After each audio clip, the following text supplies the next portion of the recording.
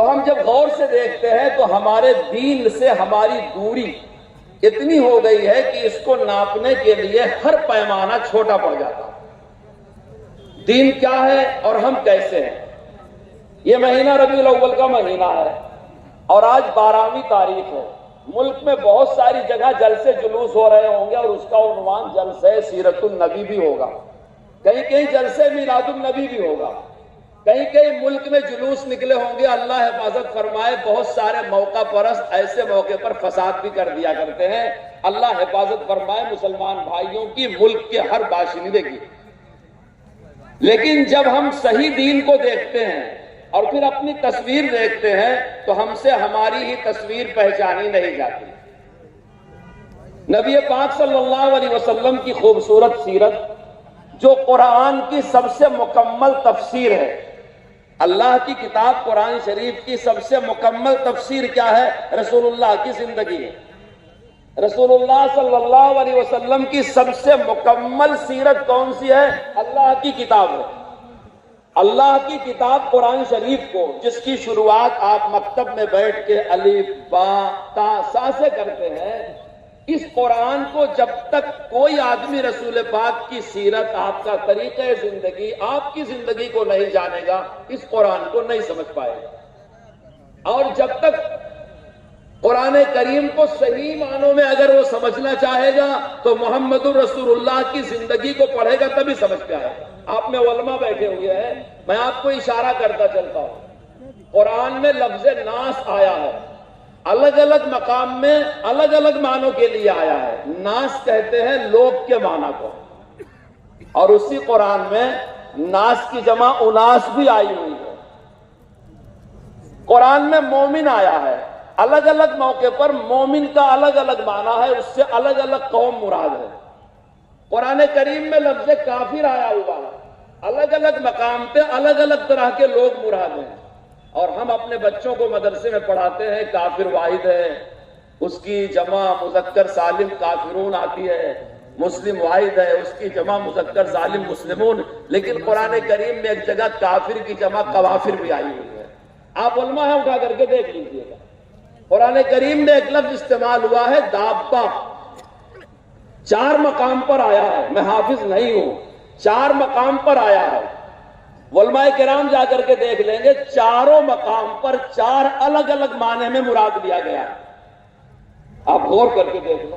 تو یہ قرآن ہے، جب تک رسول اللہ کو درمیان میں نہیں لاؤ گے عربی جاننے والا بھی قرآن کو نہیں سمجھ پائے گا. آپ کا کیا خیال ہے ابو جہل کہاں کا رہنے والا تھا؟ میوات کا. کہاں کا تھا؟ مکہ شریف کا. کون سی زبان بولتا تھا؟ ہندی، فارسی، اردو. کون سی زبان بولتا تھا؟ عربی زبان. قرآن کریم کس زبان میں نازل ہوئی؟ عربی. مگر اس کو کیا کہا گیا؟ ابو جہل. کیوں ابو جہل کہا گیا؟ اس نے قرآن کو نبی کے آنکھوں سے نہیں پڑھا، دین کے کانوں سے نہیں سنا، قلب سلیم سے اس پر توجہ نہیں کیا، عقل سلیم سے اس پر غور نہیں کیا، کیونکہ خدا نے اسے توفیق نہیں کیا. اس لیے عربی النسل ہے، مکے کا باشندہ ہے، سردار ہے، بڑے لوگوں میں ہے، چودھری ہے، 24 گھنٹہ حرم میں حاضر رہنے والا ہے، مگر قرآن سے محروم ہے، کیونکہ رسول اللہ صلی اللہ علیہ وسلم کو ان آنکھوں سے وہ نہیں دیکھتا جن آنکھوں سے ابو بکر صدیق دیکھتے تھے، عمر فاروق دیکھتے تھے، عثمان غنی دیکھتے تھے. میں عرض کر رہا ہوں کہ جب ہماری دوریاں ناپی جاتی ہیں کہ ہمارا اصل دین کیا ہے اور ہم کتنی دور ہو گئے ہیں، تو اس دوری کو ناپنے کے سارے پیمانے چھوٹے ہو جاتے ہیں. اصلاح معاشرے کا مطلب یہ ہے کہ ہم جو زندگی آپس میں گزار رہے ہیں، ہماری یہ زندگی ہمارے نبی اور صحابہ کے نقش قدم پر ہونی چاہیے. صبح جب اصلاح معاشرے کی تربیتی نشست ہو رہی تھی تو ناظم اصلاح معاشرہ حضرت مولانا سید اظہر مدنی دامت برکاتہ نے فرمایا کہ جب بات آتی ہے اصلاح معاشرے کی تو ہم شادی بیاہ کے معاملے میں الجھ کر کے رہ جاتے ہیں. بات صحیح ہے. ہم لوگ یہ سوچتے ہیں کہ اگر شادی کی اصلاح ہو گئی تو معاشرے کی اصلاح ہو جائے گی. اگر شادی ہونے لگی، جہیز کا لین دین بند ہو گیا، تو سماج کی اصلاح ہو جائے گی، ایسا نہیں ہے۔ معاشرہ میں کہہ رہا ہوں، آپ اس کو سماج سمجھ لیجئے، اپنے گھر آنگن کی زندگی سمجھ لیجئے، اپنے گاؤں اور مسجد کی زندگی سمجھ لیجئے۔ اور اصلاح کا لفظ میں استعمال کر رہا ہوں، یہاں بھی لکھا ہوا ہے، آپ اس کو سدھارنا سمجھ لیجئے۔ تو آپ جانتے ہیں سدھارا کس کو جاتا ہے؟ جو بگڑ گیا ہو۔ تو ہمارا سماج بگڑا ہوا ہے، اب اس بگڑے ہوئے سماج کو اگر ہم آنکھ بند کیے رہیں اور بگاڑ کو بگاڑ نہ کہیں تو یہ بہت ہی بڑی نادانی ہوگی۔ ہم کو اس جلسے میں یہ بات پہلے نمبر پر مان لینا ہے کہ ہاں، ہمارے سماج میں بگاڑ آ چکا ہے۔ یہ پہلی بات میں آپ سے کہہ رہا ہوں کہ آپ اصلاح معاشرے میں پہلا چندہ مجھ کو یہ دیجئے کہ یہ بات مانیے کہ ہمارے اندر بگاڑ آ چکا ہے۔ ہمارے اندر بگاڑ آ چکا ہے۔ کس میں آیا ہے؟ مجھ میں آیا ہے۔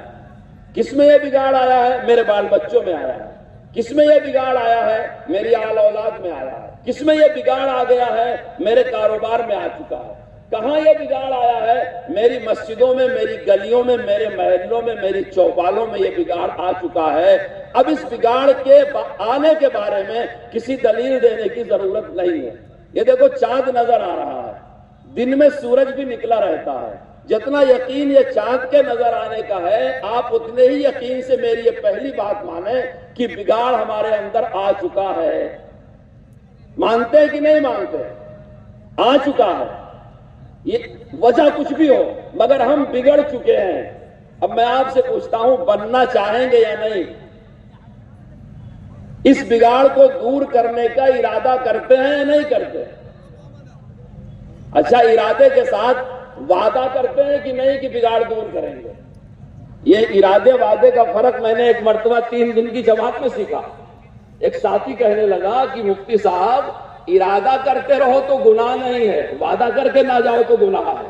میں نے کہا میں فتوے لکھتا ہوں، اس نقطے کی طرف جو ساتھی توجہ دلا رہا ہے، آج تک میرے دماغ میں نہیں آیا کہ ہم ارادے کرتے ہیں، کسی عذر سے نہیں گئے تو گناہ نہیں ہے، لیکن دعا میں تو حصہ مل جائے گا۔ اگر وعدہ کر کے نہیں جائیں گے تو ہم گنہگار ہوں گے۔ تو میں آپ سے ارادہ نہیں کروا رہا ہوں، کیونکہ میں 3 دن میں ارادے اور وعدے کو سیکھ کر کے آیا ہوں۔ میں آپ سے وعدہ لے رہا ہوں کہ اصلاح کریں گے یا نہیں کریں گے؟ جو بگاڑ آ گیا ہے اس بگاڑ کو دور کریں گے یا نہیں کریں گے؟ کریں گے۔ اچھا، وہ بگاڑ کون دور کر سکتا ہے؟ جو ماہر ہو، جو دین کا ماہر ہو۔ بگڑے ہوئے کام کو سمجھنا کہ یہ چیز بگڑ گئی ہے، اس بگڑے ہوئے کو سدھارنا کہ اس کی اصلاح کرنا ہے، یہ کون کرے گا؟ جو ماہر ہو۔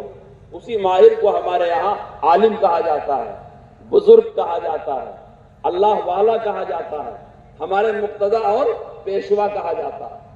اب کوئی سوچے کہ بگاڑ کی اصلاح میں بھی شروع کر دوں گا تو یہ نہیں ہوگا۔ آپریشن کرانے کے لیے آپ اسپتال میں جاتے ہیں اور جو سرجن ڈاکٹر ہے وہ آپریشن کرتا ہے، یہی تو ہوتا ہے۔ اگر کہیں پھوڑا ہو گیا